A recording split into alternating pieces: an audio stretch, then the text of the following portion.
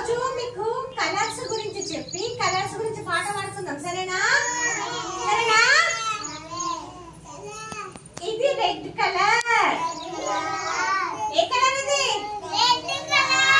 ఏమో Apple red colour.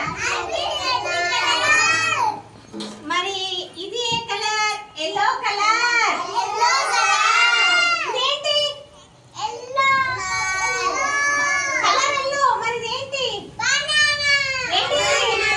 Banana yellow colour. ఇది sky blue. Sky ఏ కలర్ ఉంటది? ఈ కలర్ బ్లూ కలర్. సరే ఇది రాబిట్ ఏ కలర్ ఉంది? వైట్. వైట్.